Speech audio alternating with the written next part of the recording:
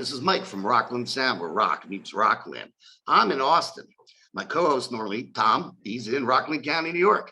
I'm in Austin, Texas, where we're in music capital of the world right now. You may disagree because you're in Nashville. Our guest is Brian Forsythe from and we've had a couple bumps in the road trying to get to meet each other and speak, but we're here together now. And welcome to RocklandSound. Yeah, thanks for having me.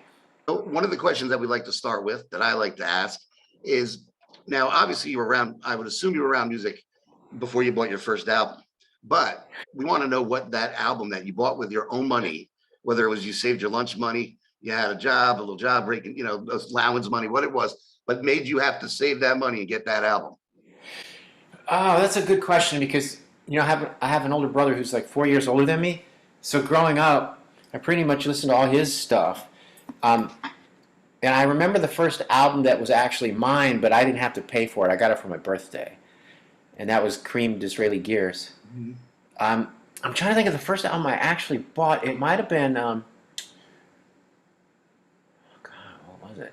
It might have been another Cream record. It might have been Goodbye Cream, I think, maybe.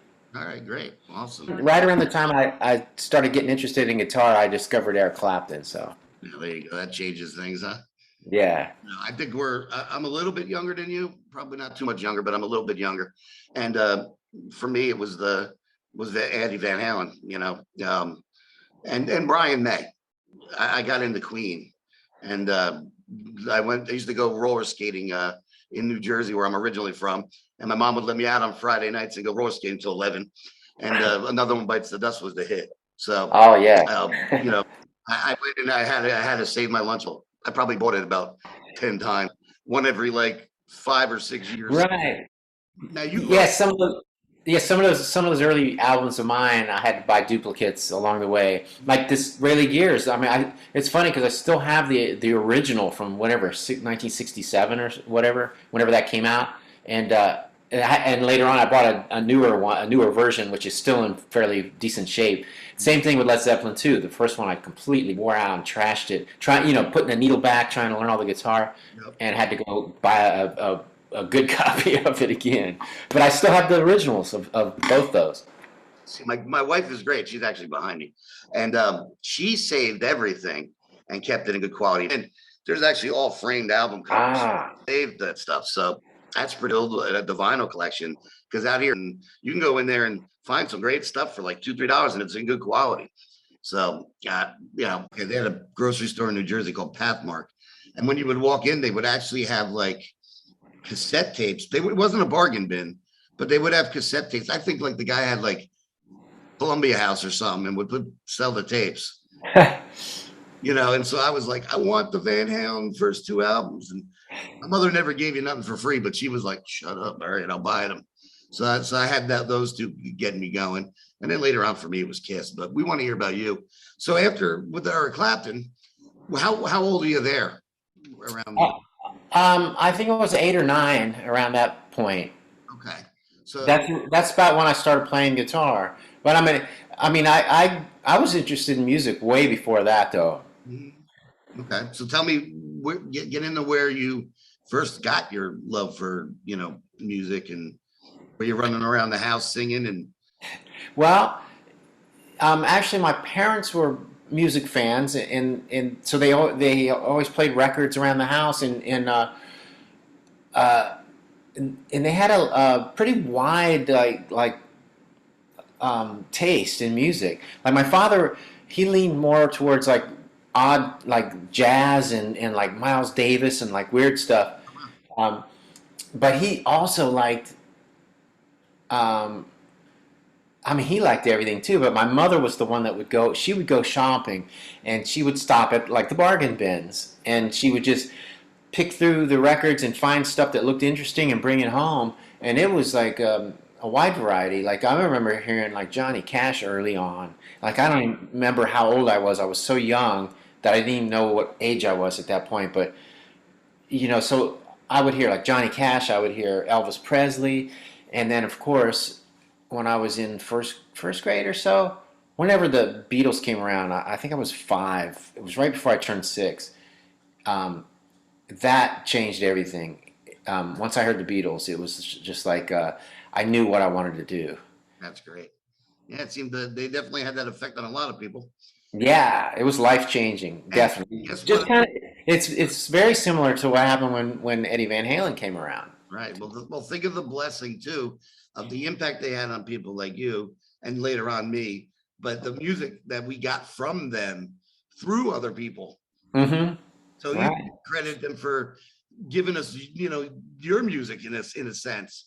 How that goes down the line through, you know, I wouldn't call it a bloodline, but a musical bloodline where Right. picking up things and it keeps spreading. You know, that Yeah, like their, I think their influence on, like, say, a band like Kix kind of came through Cheap Trick, you know? right. Yeah, there you go. Nice filter there. Yeah. We interviewed Todd Holworth, who I don't know if you ever met him. He played with Cheap Trick, like keyboards and side guitar and vocal Ah, on their earlier tours, and then ended up in Frehley's Comet. okay. Remember Ace Frehley after he went out to Kiss, he had the Comet. So Yeah. he's a real cool guy telling us about Cheap Trick and stuff, and he still talks to those guys and everything. Writes his own music and still is around doing good things. Now you had a band called, was it Shoes? Yeah, Shoes was basically Kix before we became Kix, before we had a record deal. Now, was there any like just jamming with your buddies' band before that? Like, Oh yeah. yeah, okay. So the first guitar, go into that, like how you got that, or was that your parents supporting you, or you got it yourself? No, that was another gift, and it was right around the same time I got the Disraeli gears. I got they bought me this acoustic guitar. My brother had an acoustic, so I learned to play before that on my brother's guitar, and then they bought me mine, and I banged around on that till junior high, and then there I went in. I got a job during the summer pulling weeds for a neighbor.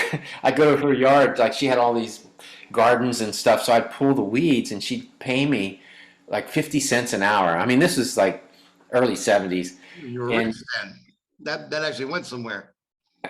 yeah, so I saved up all summer long and I bought a guitar from the pawn shop, and it was a knockoff of a Gibson SG. Okay, cool. And yeah, I think the brand was Encore, and it was $36 I paid for that thing. And so that was my first electric guitar, and I remember I signed up for lessons. There's a guy that taught in Frederick, Maryland. His name's Steve Hissey, and he played in a one of the top local bands that played around. And so he was like this. He wasn't just a geeky guitar teacher. He was like this cool guy. He had a Les Paul Custom, and so I remember on the night of my first lesson, it was only a half-hour lesson. So I get done the lesson and I go downstairs, and the town was shut down at that point. It was like 8:30 at night or something, but it was like a ghost town. So I'm standing there waiting for my father to pick me up, and he thought it was an hour lesson. So I'm standing there, and I see this little crowd of guys coming down the street like a block away, and I go, oh, that doesn't look good. So I went back in the doorway it was the upstairs of a music store downtown Frederick, and I went into the doorway and up halfway up the steps, and I stood there, and I was going to wait till I saw them go by, and then I was going to come back down. And I saw their feet go by the door, and then all of a sudden they came back to the door. They opened the door, and one of the guys goes, "Hey, what's that?" And he pointed at my guitar case, and I go, "That's my guitar." And he goes, he just rips it out of my hand. He goes, "It's mine now." And they just took off running, and that was the end of that guitar. I had like one guitar lesson on that guitar. So from that point on, I learned, and I was taking these lessons to learn lead guitar, because I knew all my chords, but I didn't know how to play lead guitar. So I ended up having to finish out those lessons on my brother's. He had a Spanish guitar with nylon strings and this big fat neck.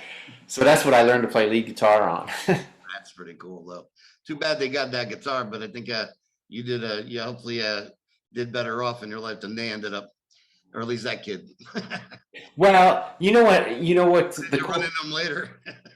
Yeah, I know that guitar just evaporated. I remember calling the cops. They couldn't, there was no way to find them. But that incident led to me finding that melody maker that I played throughout the 80s. Oh, okay. Um, I would not have found that guitar if my other one hadn't have been stolen. You know, the So karmic things that happen to people yeah, yeah. just go right. My first guitar was funny. My grandmother loved to go to. She had a stroke, so she couldn't go out. Right. So the Mhm. only thing she would do was sit on the porch, and then my mom would like she would like find in the paper where there was garage sales, and like she'd be like, "There's a garage sale like 2 blocks away." And my mom would go down there and let her go and look through cheap junk to buy. And she liked roosters. I don't know. So they found the guitar and they bought me like a $20 guitar and bought it home. And then I decided to try to do the Van Halen stripes on it using paint. And that didn't go very well because I didn't understand the whole concept of pickups and things. So it didn't sound that great to begin with, but when I painted it, it didn't sound any, it sounded even worse. And I wasn't that good. So that guitar got a short life with me. But so now you finally take the lessons and you get now did you get the guitar? You finished the lessons on the nylon, right? Or Yeah, yeah. I remember my guitar teacher felt bad for me, so I remember one lesson I was there, and he handed me his Les Paul. He goes, "Here, play it on this." And I remember it was the first time I played an actual Les Paul, and I couldn't believe how good that felt. That made a really big impression on me, and it's like from that point on, it was like, I want to get a Les Paul. Even though I ended up I got the Melody Maker first, but I eventually did get a Les Paul. But what was I going to say? What was the question? I think we were just talking about the karmic thing where you got the guitar stolen, and Oh then yeah, and I just asked you if you finished the lessons on the nylon. yeah. In fact, I took maybe 3 months of lessons from this guy, and he got me started. It got to the point where like he taught me how to improvise on my own, Mhm. and and then I hooked up with this other guy, a friend of mine that played in bands, and he sort of took me under his wing. And at that point, he would take me out to like parties that his band was playing and let me sit in and stuff. And I was this little 14-year-old kid, playing with these other guys and these older guys.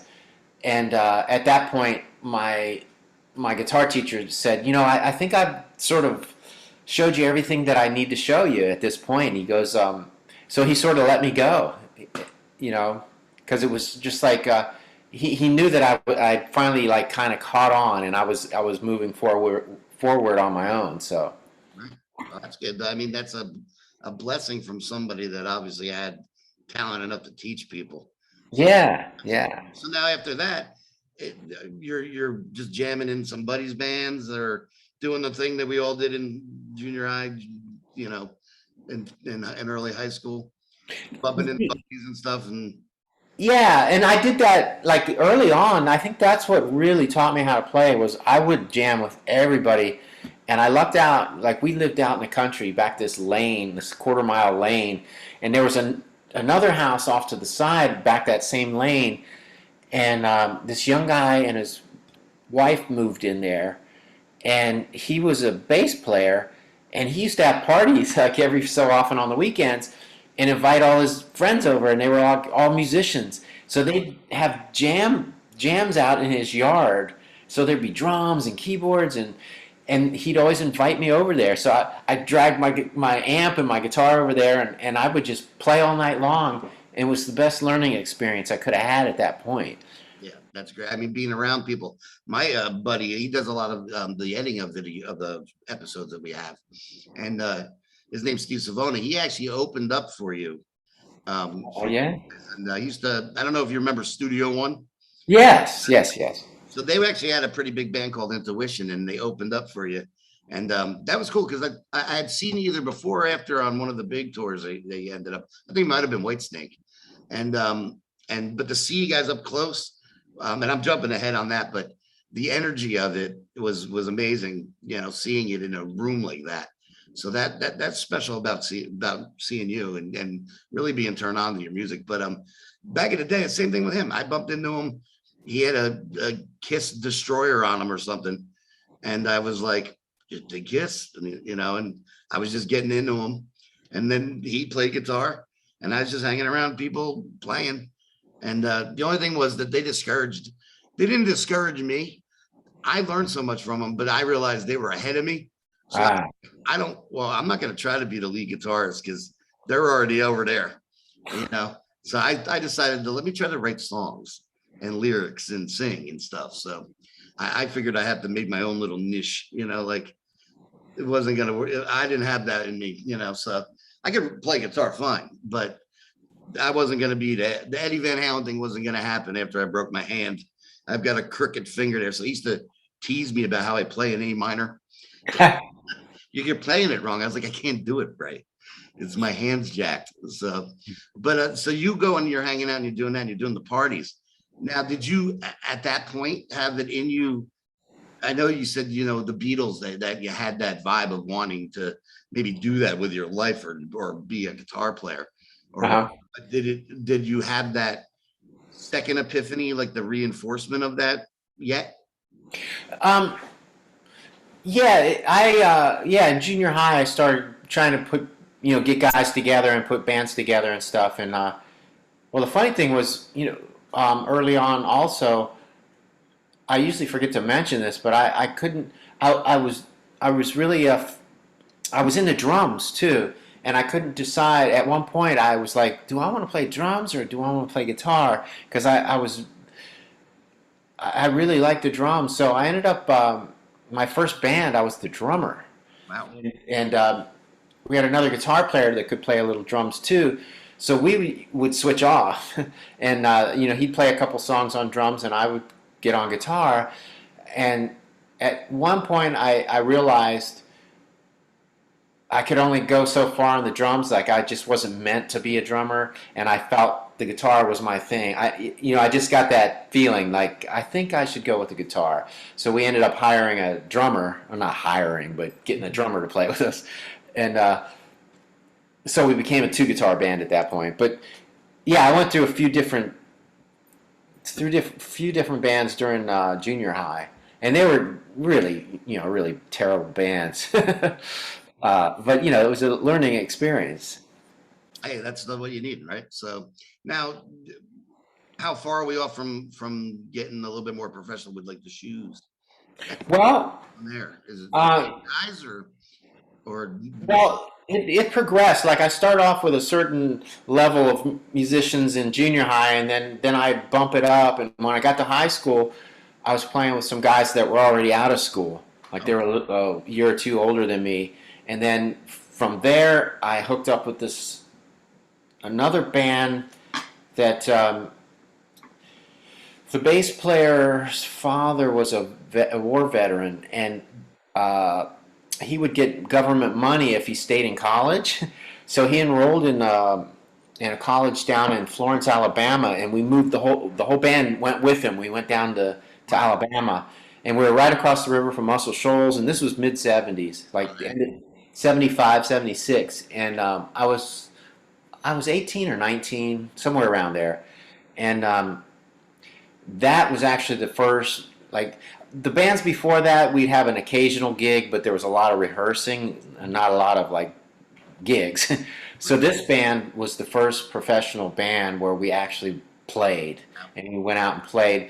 Like, once we got to Alabama, we added another guitar and a keyboard player, and it was nonstop playing and playing and playing, and for a good 8 months, it seemed like we were down there longer, but it was really only 8 months, and then we came back to Maryland. But that band, we got back to Maryland, and we lost the drummer, so we got a different drummer, they got another guitar player, and continued on for a little while, and then this band that Jimmy Chalfant was playing in at the time, they were looking for a rhythm guitar player, so they came to a club when we were playing, and they saw our band, and they stole my guitar player. So that broke up my band. Ouch. So this was like early '76, and so I didn't have anything to do, so I ended up running lights for Jimmy's band. Oh wow. And they had a guitar player. Their lead guitar player was this guy. He was really good. He was from Buffalo, New York, and it was him and his brother. His brother played bass, and I would sit out front at the light board every night, running the lights, listening to this guy play, and just by listening every night, it inspired me. And I would go home and just sit there for hours afterwards, like just playing, and that eventually led to. Well, right after that, it was when I ran into Ronnie one night, and he told me him and Donnie Purnell were putting a band together, and they were looking for another guitar player. So that's kind of how that happened. Okay. So that was the beginning of Shoes, and that was December '77. That's when that happened. Now, how long did you guys stay together there? Well, it was we went through like three different singers Because that until movie, until we found Steve, and that was in '79. So, like, right, it was. We had one rehearsal in December '77. So the band really officially started in January '78, and so by mid '79 we had Steve, and then we shortly after Steve joined, we recruited Jimmy into the band, and Donnie knew Jimmy. Donnie and Jimmy played together previously too in a band, so they knew each other. So that's how we ended up with Jimmy. that's cool. So, and then at one point, I do know, in doing some research, and I think that you changed the name because some other band was called Shoes. Yeah, there was a band in maybe where was it, Indiana or somewhere called Shoes. They Mhm. spelled it different. They spelled theirs right. We spelled ours Shooze, but yeah, so we had to change it. We changed it to the Generators. We got signed as the Generators and recorded the first record under that name. But right when it was time to release, or not release, but when they went to do the artwork for the album cover, they ran the name Generators and found out that somebody had that and we couldn't use it. So we had to, it was like a split second decision. And they said, you got to come up with something else. And Donnie just threw out, how about Kix? And we'll spell it Kix. And we were like, okay, I guess. Like nobody was really thrilled about the name, but we didn't have any better ideas. So It's unique and it works, and it's identifiable, so it's good. And a lot of bands with the short, punchy name, it stays in your head. You know, yeah, yeah, and really the band makes the name. Really, it's not the name. The name doesn't make the band. So I mean, it doesn't matter how good the Eagles of death metal are.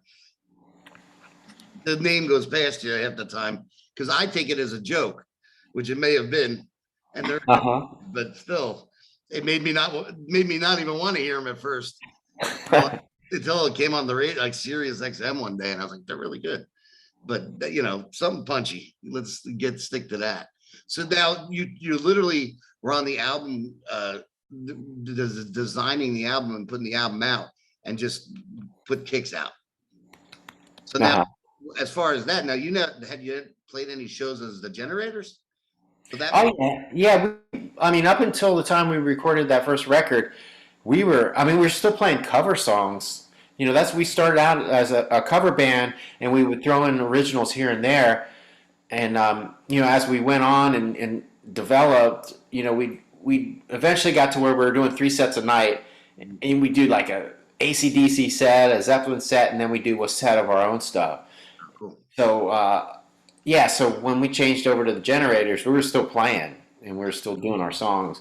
So the Kicks record comes out and nobody knows who Kicks is. Well, in Baltimore they did. Oh, all right. So you did play shows as Kicks then before? Yeah, Okay. yeah. In fact, we played our first show before the record came out. Our first major show was opening for Judas Priest and Iron Maiden All at, right. There at you the go. Baltimore Civic Center. And That's I remember it was before the record came out. And we went from the Shoes to the Kicks. So those drum heads back then said the Kicks on it instead of just Kicks. that's cool. How did you end up getting that gig as far as because of the crowd you drew, or like what? Yeah, it was just because we were big in Baltimore, and I guess maybe they needed help with ticket sales for some reason. I don't know why Judas Priest would need any help, but Was that Paul Di'Anno Iron Maiden? It was. Yeah. I remember they played a zoo in New Jersey, and where we grew up with that show. I remember that they had a big parking lot where there was like an ice skating rink and a turtleback zoo in New Jersey, and Huh. they had concerts at it when I was a kid, and I remember they played there, and it was with Paul Di'Anno. So that's kind of cool. But that's a great way. Was that your first big show like that? Yeah, pretty much. Other than that, we had just played clubs. So yeah, What was that was the intro to playing like for opening for bigger bands. Were they cool to you, or did you just get on and play and go? Uh, I don't remember if we met Judas Priest, but the Iron Maiden guys were cool. I didn't even know who they were, but they were just, they just pulled up in a van. They weren't anything fancy or anything, and they hung out for our sound check, and yeah, they were cool. Okay. So after this, keep going. This is a good story.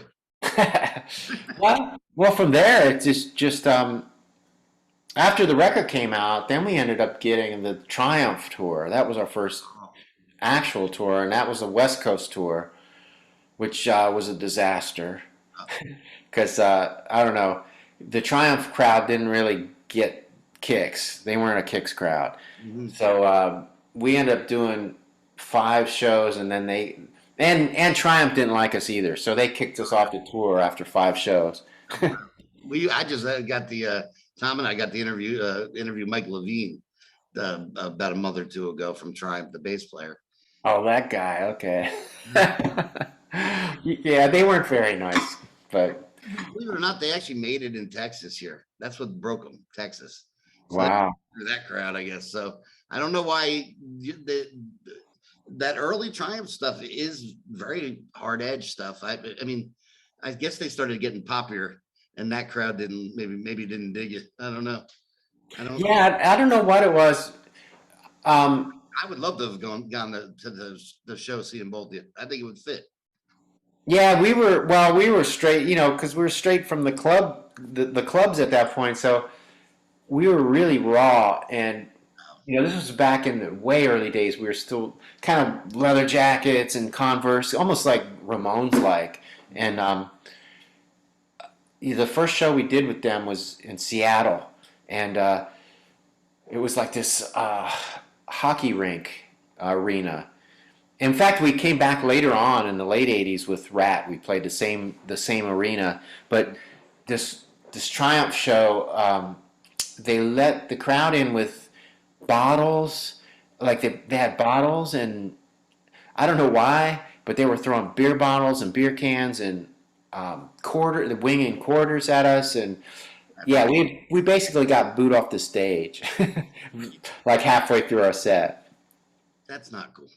No, it was kind of traumatic. Yeah. Well, so you do 5 shows with them, and I mean, now did you get somebody else to pick you up, or just go out doing clubs and promote? Well, we started coming down the coast, and the further down the West Coast we came, the better the reception from the crowds was. So we started to get over after a while, but the thing was, like, Triumph didn't like us, so they would treat us really crappy, and then Donnie would go out there, like, we'd go running out on stage, and Donnie would run out and kick his mic stand over, and this was back when Triumph had the chaser lights, like Kiss, right? And his mic stand would fly down, like fall over, and take out a bunch of lights. And their road crew would just be over there steaming, like they just hated us. And then so then they started doing stuff to us, like we were playing in Sacramento and at some theater, and we're playing, and we're high energy, we're just going at it, and all of a sudden one of their roadies just saunters across the stage. Like right in the middle of one of our songs, just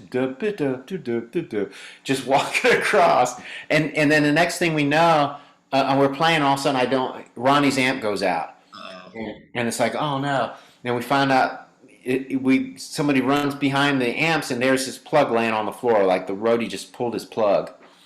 Like just stuff like that they were doing to us. Oh, that's not cool. No, but you're asking what happened after that.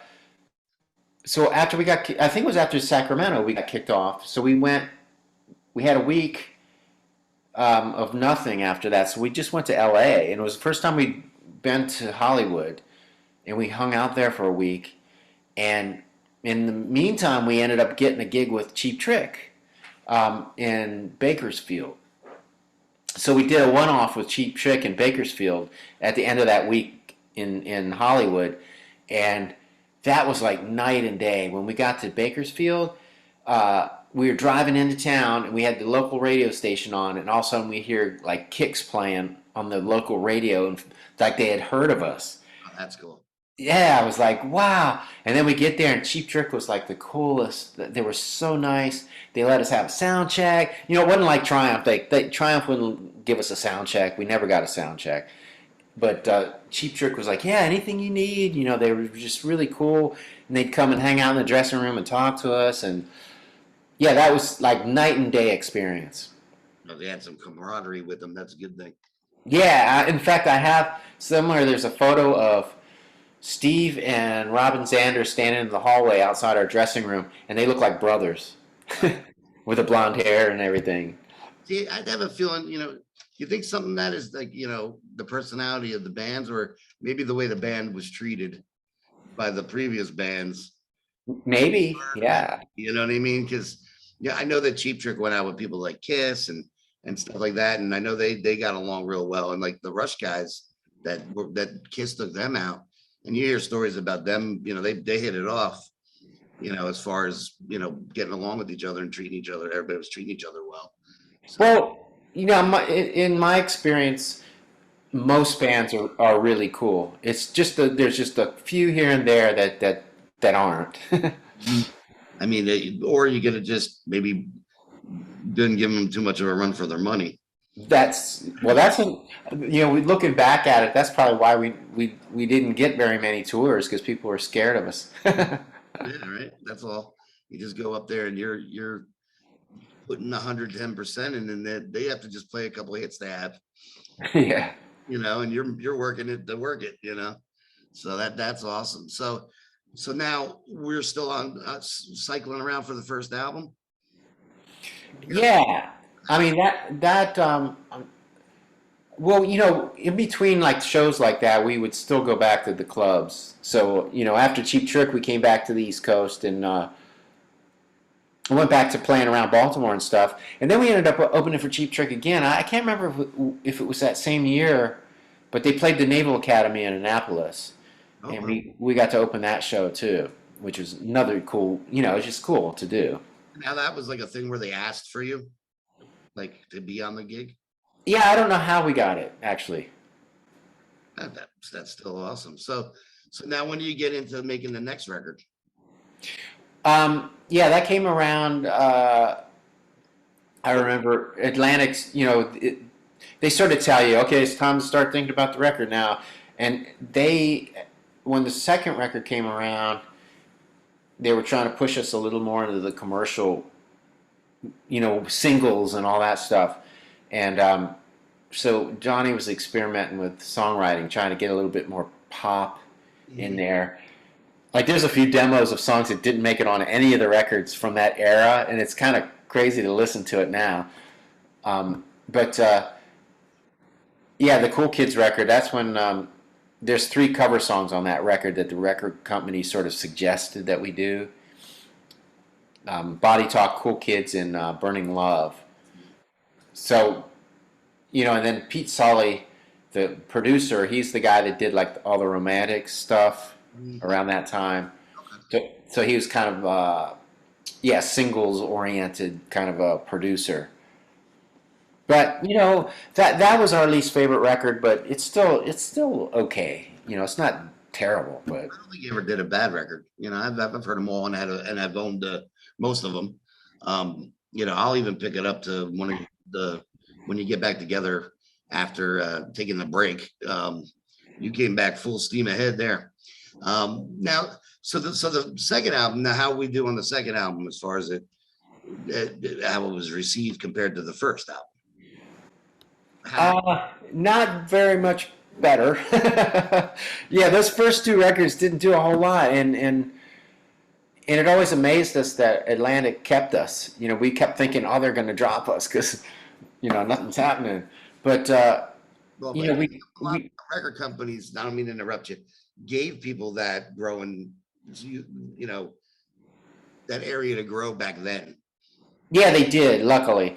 But that was the thing. Like the first record, they sort of let us go and do what we wanted. I think they released the Itch as a single, and that was it for the first record. And then the second record, we actually did a couple videos on that one for Body Talk and Cool Kids, and so those were released and kind of got a little bit of airplay on like MTV.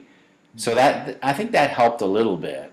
Like more people started being aware, and Beavis and Butthead did the little thing on the Cool Kids video, so that helped with things. There is no bad promotion. No, yeah, right. I can't remember. I'm trying to think of tours that we did. Um, oh well, going back to the Triumph tour, we had a tour manager. This guy named Alex Scott. He's a little Scottish guy, and he ended up coming back and doing. I think it was after the second record. We did a few cool like larger club type tours. We did one with the Romantics. We did one with Grand Funk. That's cool. It's like the record where they came, kind of their comeback record, I guess they called it. So we did like the Agora Ballroom in Cleveland, and there's a couple of arenas. We did Shreveport, the arena there in Shreveport with them. But that was really cool because Grand Funk, I mean, my first band, we played so much Grand Funk. Back when I played drums, we were doing Grand Funk. So, and Steve is a huge Grand Funk fan too. So to watch Mark Farner every night and listen to him sing, and that was really a cool experience. So we had a lot of good tours along the way. It's a funny thing. We actually interviewed Bruce Kulick from Kiss, and he is the guitar player in Grand Funk now. Oh yeah, that's what he's been doing since Kiss. And then I watched an interview with Mark Farner, thinking that those guys are playing because he doesn't want to play with them, and he was like, "I want to get Grand Funk back, play with them, whatever their issues are." But they were a great band. I am on a kick, no pun intended, of Grand Funk and Humble Pie. I love them too. My phone, and I'm just been jamming those, and my wife goes, she doesn't get those long jams in the songs. I'm like where they just kind of get into it in the groove, and he's talking. I just sit down at night and I listen to that stuff. I'm so like, I wanted to be there, Well, Al, you just reminded me of when we were doing the first record. We recorded up in New York City, and when we had gotten done with all the recording, and we were on the final mixes, and we were still all up in New York. They put us up in an apartment up there. We decided to book a show in New York City just to get out of the studio and go play. And so we booked this show at this club called Privates that David Krebs was like co-owner. And it was the last night of the club. They were closing down, and the headliner was Humble Pie. And it was like, yeah, I'm such a Humble Pie fan, especially Steve Marriott. So we get there for sound check, and turns out that Steve Marriott had a bleeding ulcer or something and had to go to the hospital. So his band just sort of played without him, and they had other musicians jump up there and sit in. So it ended up being just a jam night, but that would have been like a cool night to see Steve Marriott close up like that and actually meet him. No, that would have been cool. I mean, I kind of went back and, I'm in that weird age range, 50, but, grew up, in the 80s, more or less, where the foundation was formed.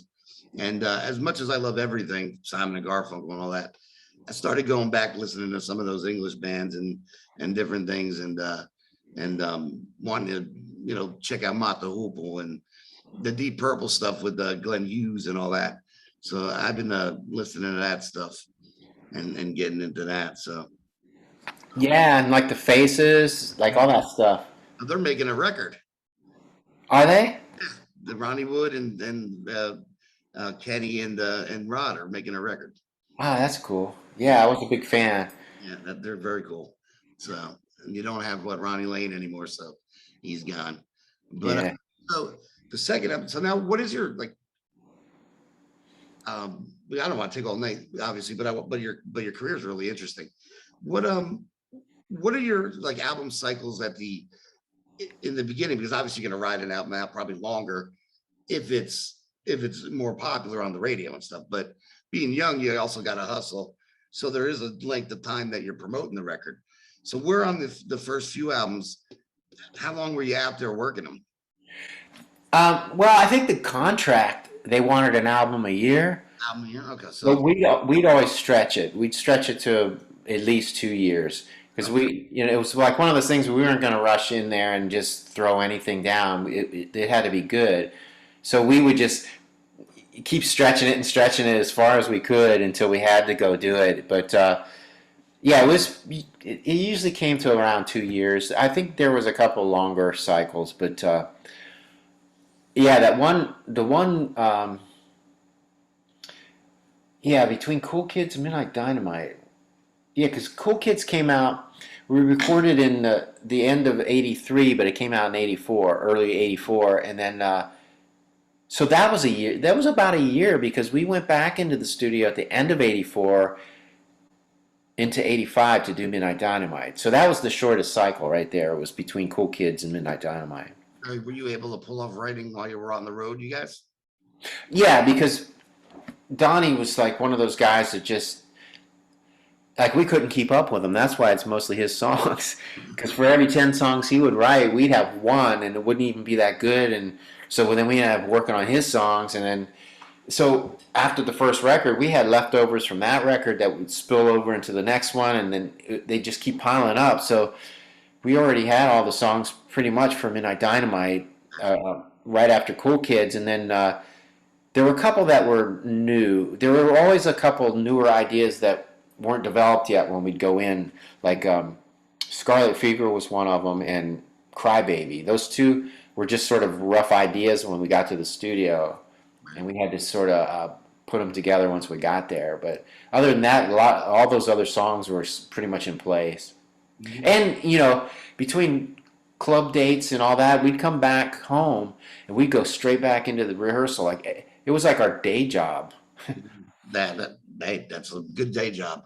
Yeah. When you can do it the way you want.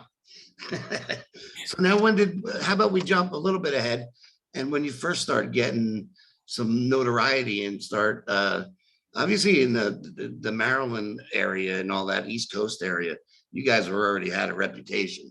Because I remember even being young and knowing I wasn't old enough to go to the shows back then, like clubs and stuff, but I remember reading about you in the paper and music papers around. So you definitely had made a mark in that.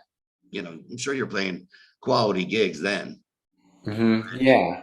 But how about when we've had our first, like, we started to hit it, pick up a little bit? Was that like the Midnight Dynamite stuff? And yeah, well, with each record, it just progressed further and further. Yeah, Midnight Dynamite was like, because you guys worked hard though too.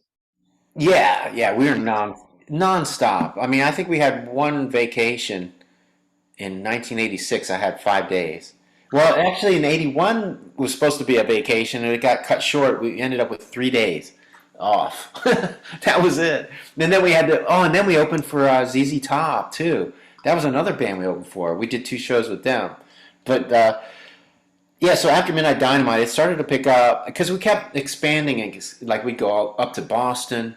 So we started building this following up there and down to North Carolina and down to Florida and out to like Cincinnati. And we had these pockets here and there of like fan base. And then at the end of Midnight Dynamite, I remember that was one of the records we kind of stretched it because we wanted to get our money's worth out of it, and they didn't want it. They only released what did they release off that Cold Shower? I think was that the only video they let us do, and then we paid for the Midnight Dynamite video on our own, Okay. and at that point they were already done with the record, and we set it up with a production company at this big hall, and then we charged like $5 for the people to get in, and they basically paid for the video. That was smart. That's how we did it, and then and that was the end of '87, so that was going into It seems for me that at least initially, the one quality that your music has is your songs are catchy. So I mean, and they grow on you too. And I think that they made a mistake by not putting more songs out and testing the radio or MTV with them. yeah. Well, too also with Atlantic in the early days, they didn't even have a like a heavy metal department at Atlantic Records. Like you'd go up there, and it was just like everybody was lumped into one thing. So you know somebody would be working Phil Collins, and they'd be working our record, and of course they're going to push Phil Collins Right. more than they would push our record. So we weren't in any category. It was just thrown in with everything, and it wasn't until I don't even know what year but whenever Skid Row's first record came out, that's when they finally made a department that for bands like us. Mhm. No, that one. Right. So they took a while then. Yeah. Hey, I think they had the same issue that you had with Shoes. Was Skid Row came out and Gary Moore owned the name. Oh, really? He had done a bet record with a band called Skid Row. Ah, I didn't even know that. I think they paid for it though. He sold it to him. Well, we tried to buy the generators from some band in Cleveland, and they didn't want to give it up. Mistake probably on their part, but anyway. So now have you been on starting to get more of the big tours before before the Midnight Dynamite? Well, Or, I mean, like longer ones. Like I know. no, they were mostly like one-offs in our area. Mhm. Like the ZZ Top. That was like 2 shows, and we did 3 shows with Aerosmith at one point when it was when Joe Perry wasn't in the band. Okay. We did 3 shows with them, and then later on we got to do the Back in the Saddle tour opening for them. 1 show up in City Island, up in Harrisburg, Okay. and that was cool. That's when Joe Perry and Brad Whitford came back, but they were still on drugs. So it was like classic Aerosmith, like Steven Tyler being drug off the stage, his feet dragging in the dirt. My wife and I went and saw. You guys have played the Starland Ballroom, right? Oh yeah, yeah. My wife and I go because we were living right in the area, and this is right before we moved here about 8 years ago or so. Twisted Sister is doing a special show before they go play Europe, and they had Stephen Pearcy open up, and it's like a solo show, Stephen Pearcy. So, Mhm. and the place hold like maybe 800 people or something like that, packed, like as could be. And I think everybody in the place turned 15 again. The coolest thing was watching Stephen Pearcy come out, and it's like August or something. He's head to toe in black leather jacket down to like a trench coat, and he's definitely lit. And he a couple times he like tripped over and fell down, but he's like sang perfectly. And I was like, you just froze 1984 in time for me there, but it seemed like you lived that night. And I was like, that's exactly how I wanted to see it. Dee Snider's coming up under this red light. He's got to be like 60 some years old. He's ripped, doing the beast. I was like, everybody in the whole place, I thought it was going to fall. That's how like people. I was watching the guy that carries the beer to the bars, and my wife and I were sitting at a bar. And every time I see him at a show, he maybe comes by like 3 times with a couple cases of beer. He was there like 30 times. I was like, this poor guy. So when you get to see something like that, like they're like you're saying with Aerosmith, you know, Uh-huh. that show where they did it was with Aerosmith. It was Guns N' Roses, Aerosmith, and Guns N' Roses, Deep Purple, when Ian Gill and Richie and them did the Perfect Strangers, and in those years, like right after that, and then Aerosmith, and that was where they did Paradise City video for Guns N' Roses. Ah. Boy, they were a train wreck. Looking back on it, it was like, all right, that's how you wanted to see him. And Aerosmith was all cleaned up at that point. So I thought Deep Purple took the show. Ian Gillan came out doing Jesus Christ Superstar with them playing behind him. And I was like, this is awesome. He just went in there and they just taught him like what the big boys do, you know. And Aerosmith was good. I love the old Aerosmith. So Yeah. you know, I can't do like the newer, the Jaded, and it's not a bad song. Just you can sit with that box set, that Pandora's box that they have, that box set, and just keep it on. I would put it on shuffle on my when you had everybody had multiple discs in their disc player. Right. Thing would be on all night. I'd just be laying there out in outer space. So cool shit. So great that you got. Now, did you get to meet him that night? Oh yeah, we've met him several times. Even after that, it turned out later in the '80s, like '88 on, we had our accountant was married to Brad Whitford's sister. so so every time they played in the area, they'd leave us passes, and we'd go and get to hang out. In fact, and then there was another point after we had uh, opened for them when Joe Perry wasn't in the band. Then we ended up opening for Joe Perry, the Joe Perry Project up in like Poughkeepsie. So I got to meet Joe at that show. So it was cool. I mean, I've met him several times over the years, and I mean, Steven Tyler's he's very like friendly, and you don't even have to like he puts you at ease like right away because he's just so talkative and but Joe Perry on the other hand, who I love Joe Perry, but when I first met him, like I guess he's really quiet, and so am I really, and my tour manager brings me in the room, and there's Joe Perry sitting there, and he introduces us, and I shake his hand, and I didn't know what to say to him, and I think I said something stupid like, "Oh, you've always been one of my idols," or something. And it's like, what do you say to that? And he just sort of, he didn't even look at me. His hair was in his face, and he just sort of went, "Oh, thanks," and then that was it. And then there was this awkward silence. So sometimes it's weird to meet your idols, actually. I had a moment like that where I'm walking down the Avenue of Americas and I'm all metaled out, like with the long hair. I was skinnier back then. I'm wearing a leather jacket, like I was saying to Stephen Pierce. I'm doing the same thing. In August at night, we're drinking, we're all hammered. My buddy goes, Paul McCartney. And I look at him and go, what the fuck are you talking about? And I turn and Paul Simon bumps right into me. And he's about this tall to me. Right into like my chest. And I'm a huge Paul Simon fan. He stepped back like I'm getting robbed. Oh, really? Oh, this is the worst night of my life.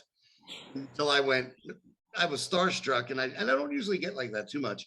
But I didn't have time to process it. And I went, you're one of the reasons I picked up a guitar. And he's physically sighed relief, like, oh. And then he shook my hand. He said, thank you. And I said, your music's beautiful. And then I said, what are you doing out now? Like, it's like he's not a grown up and shouldn't be out when he wants in New York City. And he goes, well, I was rehearsing with Hardy. We're going to do some big shows. And he walks away. And we had another group behind us. And they go, why didn't you say hi to Lou Reed? And I turned around and Lou Reed was walking with Paul Simon. And I was so starstruck by Paul that I didn't even notice that. That probably would have been the same for me too. I totally missed two legends right next to me. You know? Wow. Yeah, so that was weird. And then my buddy liked to go to everybody when I was bragging about meeting Paul Simon. He was like, we didn't meet Paul Simon. And I'm like, yes, we did. And he's like, no, you didn't. And I was like, yes, we did. But yeah, no, I think I scared an idol of mine. That's not a good part to put on your resume. Right. So, all right. So we're going to continue here. Let's pick it to where you guys, because obviously like I said, you're working hard, and you know you're having 3 days a year vacations, so that means you're putting the effort into to promote the band and obviously build the following that you have. And look, you're still here, so you did what you needed to do in the long run. Now, how about when we started to pick up like things like you have some hits on MTV. Don't Close Your Eyes becomes big, which I heard. I think that they didn't even want to release that song, so they're doing the same thing again that they did before with shortcutting you at first. Right? Yeah. Well, Right. the whole Blow My Fuse experience. Great album, by the way. Well, going into that record, we did have some extra. That we actually ended up having some extra time to promote the Midnight Dynamite record, just because we had to wait for Tom Werman. Because there's like a 6 month wait for him because he was so booked up. But one going into that record, I remember we always had a problem with management. Like we'd get a manager that we thought was going to do something, and then it wouldn't work out, and nothing would happen, and we couldn't figure out, is it the record company or is it our management? Like, what is wrong here? So finally, right before Blow My Fuse, we hooked up with Mark Puma, who also had Twisted Sister. Okay. And White Lion, a few other bands, TNT, and he actually went in and renegotiated our deal and all that stuff right before that record. And so I think that's why that record, that like added to the success, because he went in with a plan, and it was set up right, and they released like a teaser single, which was She Dropped Me the Bomb, before the record even came out. And then and then we put out like Cold Blood, and that got on MTV, the request thing, and it was like the longest requested song ever. Like, we broke all the records with that. So that caused that record to really take off. And then we ended up with, was it Get It While It's Hot was the second single. And then we did Blow My Fuse, and we also got that was the record that put us on like major tours. We got the Rat Tour, we got the Whitesnake Tour, we got the Bad Company Tour. We went to Japan. That's like around 86. Is that what you're right in that range? No, 88. Yeah. Oh, yeah, that's later. So that's the Reach for the Sky with Rat. Yeah, Way Cool Jr. and all that. And we also went over to England for a few shows, and so we a lot of stuff happened right off the bat with that record. But we got to after we went to Japan, that's when we got the Tesla Great White Tour. Well, actually, it was right after Bad Company, but that's when we were on that tour, and that's when the record company told us that we had to start thinking about the next record, that one was done. And they hadn't released Don't Close Your Eyes yet. And I've told this story a million times, but Great White's manager, Alan Niven, who was also Guns N' Roses' manager at the time, kept, he'd hear that song every night. And at one point, our Mark Puma was out with us, and Alan, went over to Mark, and he goes, why isn't that song a single? And I guess Mark Puma had asked the record company about that at some point, and they just said, no, we're done. We don't want to put any more money into it. So Mark said, yeah, they're not interested. And so Alan Niven said, do you mind if I ask them? He said they'd be stupid to not release that. So he went to Atlantic and told them that they'd be idiots if they didn't release that for a single. So they did it. They took his advice, and they released it, and it just took off. Well, before you came on, my wife was sitting there behind me and stuff, and she asked who I was going to interview tonight, and I told her, and she was like, she didn't recognize her name, and I was like, it was like Kicks, and she's like, right away she sang the song. That's like what went right, triggered her, because we're always listening to like Hair Nation and at our pool and stuff. So she caught it right away. She's like, that's cool. Well, that's the thing too. People have asked me, like I'm trying to think of what the question would be, but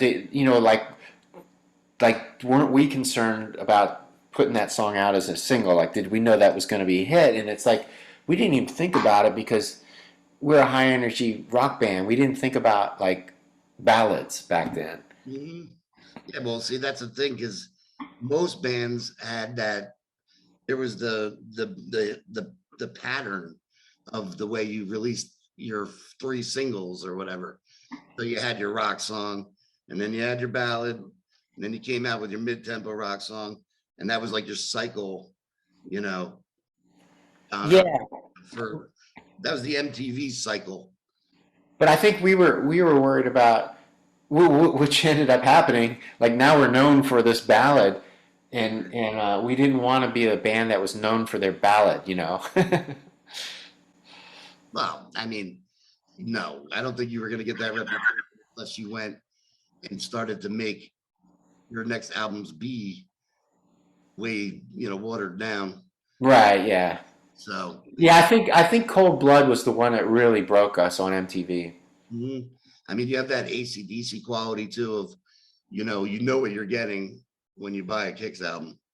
So that's great. So you go on this run now. Obviously, we're getting right into the '90s. So then everybody seemed to, for the most part, got walloped with the change of the scene. Yeah. Okay. So where did you end up going from there? Well, we ended up doing the Hotwire record, Right. and right before that was released. Did pretty good, pretty well, didn't it? Because I Well, remember hearing it a lot. yeah. Well, I mean, we had a few singles off that one too, but the thing was, um, yeah, we had really high hopes for that one because Blow My Fuse did so well. We thought, okay, now the next one's like we're gonna be like AC/DC now and playing arenas and all that. And right the week it was being released, we had a meeting up at the record company and we were on. They shifted us over to East West Records at that point, which is part of Atlantic, but it's a smaller subsidiary label of Atlantic, and we thought that we'd get more special attention that way, and we thought we were going to have a bigger push. And we're up there meeting with the president of the company, and he reaches in his desk drawer and pulls out the Nirvana CD, and he holds it up and he goes, "This is going to be the next big thing," which is basically telling us that we're dead in the water. And from there, we came out with a bang, and we did a couple. We did Girl Money off that. We did Same Jane. What else did we do? I think that's it. And then we did. We were in the middle of filming a video for Tear Down the Walls, Okay. and literally in the middle of filming, and we get a call that said, "Shut it down. We're not going to finish this. This is the end of this record." Oh, So they just pulled the plug, and we never got to finish that video. Uh, like years later, somebody had a copy of it with the time code and everything, mhm. like a raw version. So we just put it on a CD collection or DVD collection of all our videos. So there is a version of it with the time code, but that was never completed. That's nuts. That is cold. Yeah. And what's funny about that Nirvana record is that it's a heavily produced rock record made for the '80s. Yeah, true. Yeah. Production of it. It's maybe not the lyrics of of what he was singing about. That's a little bit more, not as happy as, more of the harder rock stuff. But that production is not the demo kind of sounding stuff they did before. So they were trying to go big with Geffen Records doing it. They were playing the game, too. And then just ended up having different types of tunes. So, but you know what? I say, fine, but how many grunge people, like real, a lot of those bands aren't around. The scene is getting back to, I mean, Def Leppard and Molly are playing stadiums, hopefully, and Journey and people. Look at Journey the other day, played lightning stopped it. There was like a couple 100,000 people in New York to see them play. And your guys got shows coming up, right? Oh yeah, we're playing. We're playing. Now that we're up and running again. Hopefully it'll keep going. But yeah, it is true. You know, the '90s. Yeah, a lot of those bands, a lot of those guys died too. That's the thing. Mm. Um, Oh, but that era, I can't see that coming back around really. yeah. I mean, I think it's like maybe you have that little bit of, I guess maybe in the early '90s we were getting hit with, Iraq wars and maybe some, things like that in the world. And maybe some people felt like venting after everything was a party, whatever. You had to grow up and you didn't want to now. I think that might have been a lot to do with it. And then obviously the scene, people just always want to go do the opposite. It's like everybody hates Nickelback now. You know, Yeah. they did the Now, I think they always did.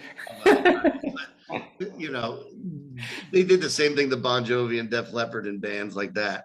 Yeah. They're still around. They survived too, so and thrived. So I think that's a testament. You look at the people that we've interviewed. I mean, most of the interviewees that we've had are bands of the era that I grew up in. So Tom's younger. He's waiting for me to get. We have like bands like Tantra coming and stuff, so I could give him a little bit of his more of what because he's about 6-7 years younger, I think, than me. So he's like, how about a little bit more of like something I grew up with? I was like, find me some from contact information, you know. But I mean, I've become kind of friends with like Audie from Great White, and Uh-huh. one of the people I'm really friends with is Lips from Anvil. Me and him talk like almost every day, and but it's cool to just see how much hard work, the work ethic is there for the bands from back in the day. Because I think that was the way our generation was raised. That like even you said pulling weeds was a job. Yeah. I don't see my son wanting to go do that. When he was the same age as us. I was caddying on a golf course and for a little bit and I wasn't great at it, but I did it and folding pizza boxes for like 50 cents a box or a quarter a box. And everybody got a shovel for under the Christmas tree in the East Coast where you can go shovel snow. So I think that work ethic fit into with you guys too, and keeps you still here. How big of the? I looked up on the Kicks website. So you seem like you have a pretty good run of dates going. Yeah. Yeah, in fact, before COVID hit, 2020 was going to be a huge year. I mean, we were booked all the way through the whole year, Mm. and then everything got canceled. So a lot of these shows are like makeup shows, and a lot of them are piled on top of each other. So yeah, like well, July is one of the busy months with like festivals and stuff. We do like three a week or so, and then September's another big month like that where we're doing like a bunch of outdoor stuff, and so it'll be like a weekend and then a midweek and then another weekend, and just jumping like from festival to festival. And yeah, we're doing several like the Ocean City Bike Fest thing. We're doing the Milwaukee Summer Fest. Are you We're getting doing down here another. to Austin? Um, There's we some reason that they always skip Austin. I know. They always I do don't know. Houston and San Antonio. I see, and everybody just pops right over us, and we got places that fit everybody. Yeah, I don't know why. I've played there several times with Rhino Bucket. I think Kix did play there with on the Rat Tour once. But yeah, we always end up in Dallas and Houston. That's usually where we play. Yeah, and San Antonio always gets it too. I mean, they have like a little bit bigger theater, where we're kind of stuck with the arena, but they're building an amphitheater here, so Oh, we're that's good. we're gonna finally have one downtown. So they're already booking shows for that. It's not even finished. Booking people out already to like 23. So people are making sure they could get in there. It happens.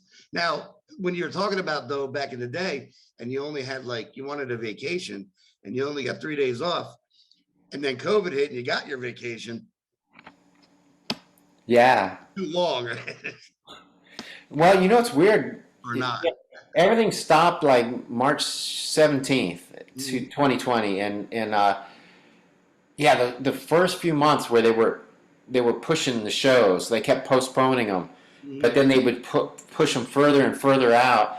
Um, those first few months where we didn't know what was going to happen and we're just sort of waiting, it seemed like forever. But then once it sort of became apparent that we weren't going to play, I kind of settled into this being home thing and really got into it. So, I mean, we did maybe 5 shows in 2020, kind of spread out. Like we did a private show in July, then we did a couple in September, like outdoor things, um, but not very many. And then you know, just a couple months ago, it started up again, and we've been playing pretty steady since, well, before June even. There were a few shows, but it's taken me up until pretty much now to sort of get back into the rhythm of traveling and playing. You know, it's like I really enjoyed the time off. Oh, that's good. Good. Because I saw some of the people that we were interviewing, you could tell they didn't want to be home anymore. Well, yeah, it's weird because I just moved to Nashville in the beginning of 2019. So I got this house, and I had just gotten out of a relationship, so I was alone. All I have is a cat. So it was kind of cool to be alone, just not having to go anywhere, just hanging out with my cat, like cooking food and doing all this stuff, and not having to worry about playing. I do occasional, like a music video for somebody online. We do a Zoom thing, and those things would pop up. But other than that, it was kind of cool. That's how we started this podcast. Yeah, well, I was doing a cooking thing for a while too. I know. I was reading about you today, and I was like, I'm going to try to find that on YouTube. I love sitting watching that stuff. It's funny. My wife and I go to a resort every year to Mexico, and they do a live cooking show like that. And you're there for like 3 hours tasting Oh it. wow! I hate it. I did it once, and I was like, no, I can't sit still that long. But I can watch. She's like, but you watch hours of this stuff on TV, and I'm like, yeah, but I could turn it off if I want. You're Right. not walking out of the thing in front of people looking rude. So it's a different thing when you're there. But no, that's cool to do. I mean, Tom and I were bandmates, so we played in the band together. He's a drummer, and I sing and was playing guitar and writing the songs. And we would talk on Zoom. Once the pandemic kind of kicked in, he has his own business, so it's a web design business. So they can obviously do things on computers. So we would talk on the phone occasionally, and we were just like, "You ever do the Zoom thing?" And so I got Zoom, and we started talking. And then one of us just said, "Man, sucks none of us can go out and play." And then I said, I have so many friends that are musicians on Facebook and stuff. Why don't I just reach out to? It didn't matter what level of musician initially.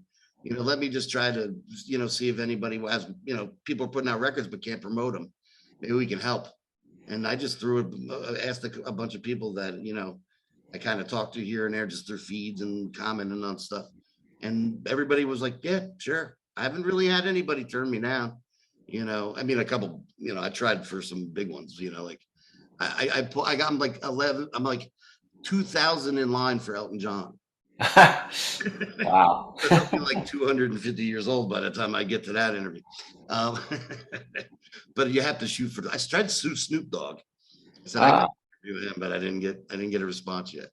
But that's when you're dealing with the publicists all the time. So Yeah. everybody else has been really cool, and I'm just happy that you guys are making music and keeping it out there, because you guys, just like the stuff that you grew up with that influenced you, your memories, to all of us, as well as when we were growing up, and having those first beers or doing whatever shit we were doing.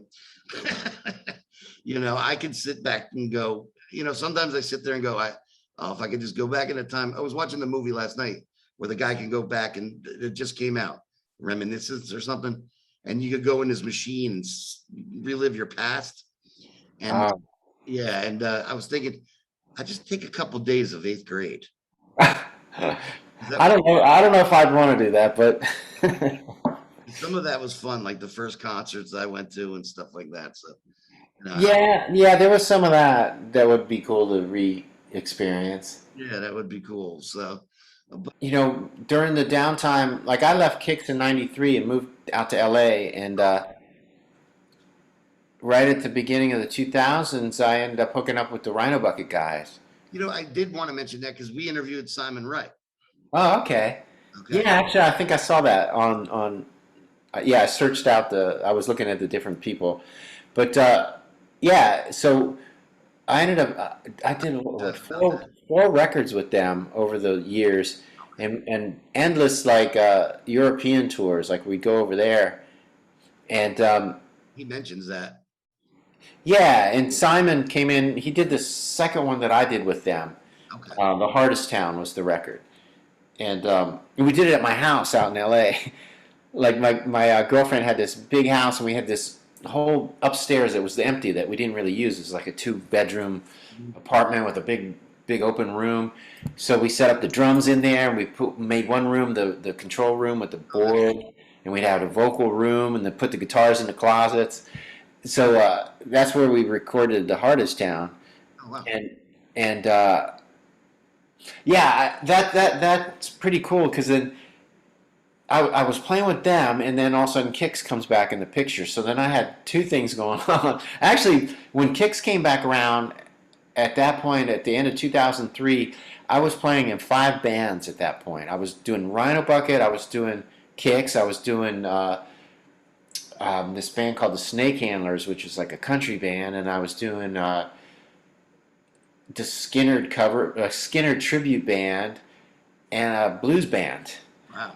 And a full time job.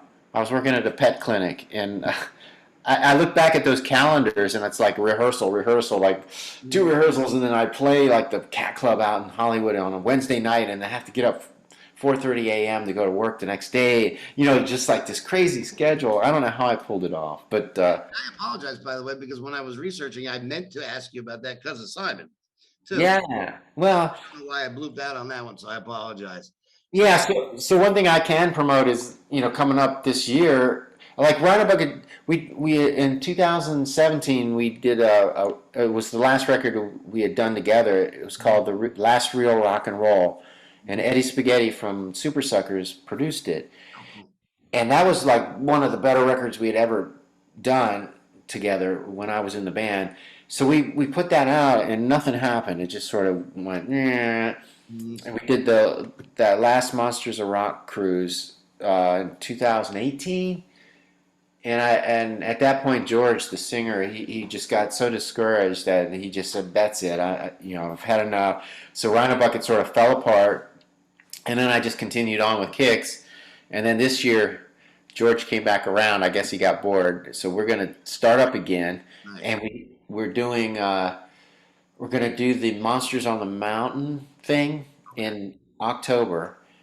So it's going to be Kicks and Rhino Bucket on that. And then Rhino Bucket's going to Europe for all of January. We're doing a full month in Europe. And then I don't think it's been announced yet, but maybe I shouldn't say yet.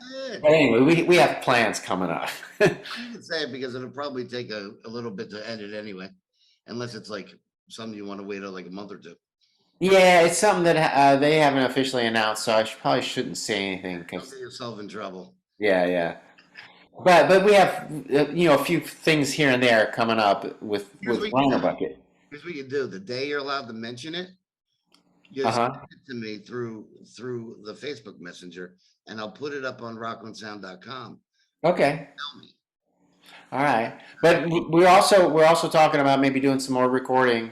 But just to say a quick thing about Rhino Bucket is it's funny because I've been doing Kicks for so long, and then Rhino Bucket's sort of it leans more towards AC/DC than Kicks, but it's still got that thing, that energy. Um, but I really enjoy playing with those guys. It's almost like my style fits better with them. Mhm. But so it's a cool outlet to have on the side, sort of. Well, I have to tell you, as Tom likes to say, full disclosure, I had never really delved in the Rhino Bucket until we interviewed Simon. Ah, So then I've been on YouTube and been checking the stuff out. So I'll delve even a little bit deeper and go from there too. And I'll promote anything you want with that as well. okay. You know, Yeah. Well, the kicks is well, we're doing the Monsters on the Mountain thing in October. That's like the big thing, and then we're also doing the next Monsters of Rock cruise coming up in next February. I've got this friend. His name's Jim Cara, mhm. and he builds custom guitars. He does like Gene Simmons guitars and Ace Frehley's guitars and Lita Ford, and he does like the replica guitar thing. And then we he's doing one of my Telecaster, and we just sold the first one this past weekend, Oh, cool. and to this little 14-year-old kid bought his dad bought it for him for his birthday, and so it's it's a replica of my main guitar, You have a and website? huh? Does he have a website? Stardust? Yeah, it's Cara Guitars, Cara, Okay. Cara Guitars, and yeah, so that's a new thing that we're sort of delving into, and it was such a cool experience because we sort of we make it into an experience. Like they come to the show and they get to hang out for sound check, and then I sort of gave the guitar to the kid, and he's like holding it, and so we have a couple of little amps that we play through, and just to check them out. That's awesome. Yeah, so he got to jam with me a little bit. I showed him Blow My Fuse, and I mean he actually already knew it, but I was playing along with him in Cold Blood. So it's just a really another cool little bonus thing that I get to do on the side. I know that's a great thing. So, just so that we know, anything else you got?